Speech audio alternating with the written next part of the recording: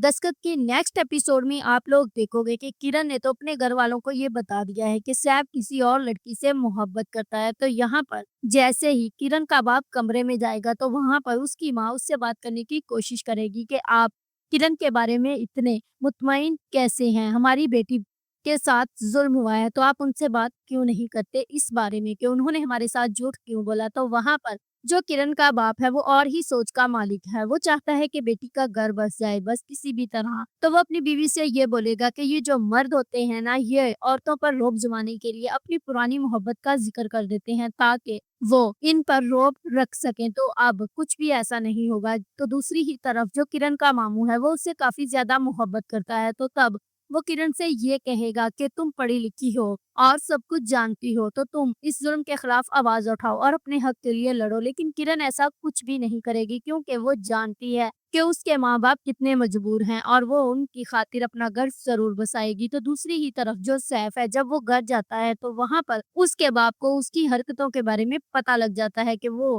किरण के साथ किस तरह रूटली बिहेवियर करता है और उसके साथ किस तरह रह रहा है। तो वहां पर वो उसकी काफ़ी ज़्यादा इंसल्ट करेगा कि तुम पता नहीं कहाँ के रांझे हो जो अपनी दास्तानें सुनाते फिर रहे हो और तुम्हारी जो पुरानी मोहब्बत है उसके किस्से अब पीटना बंद कर दो। जिस पर सैफ को बहुत ज़्यादा गुस्सा आ जाएगा कि किरण ने एक बार फिर से उसकी इंसल्ट करवाई है इस घर में। तो वो फौरन ही जब किरण को लेने जाएगा तो वहां पर भी उसका बिहेवियर रूटली होगा और वो किरण को फौरन लेकर घर आ जाएगा। तो जिस पर आते ही वो किरण के साथ सही तरीके से बात नहीं करेगा और किरण का फिर से रोना धोना शुरू हो जाएगा और वो अपनी सास के गले लगकर ये बोलेगी कि आखिरकार मैं ये सब कुछ किसको बताऊं अगर आपको ना बताऊं, क्योंकि जो मेरे माँ-बाप हैं वो ये सदमा बर्दाश्त नहीं कर सकते। तो आखिर मैं क्या करूँ? आप लोगों ने मेरे साथ ज़्यादती की है, आप लोगों को ऐसा नहीं करना चाहिए था। तो जैसे ही किरण अपने कमरे में जाकर सोएगी तो रात के टाइम उसके नंबर पर फरियाल की कॉल आ रही होगी एफए के नाम से। तो जिस पर किरण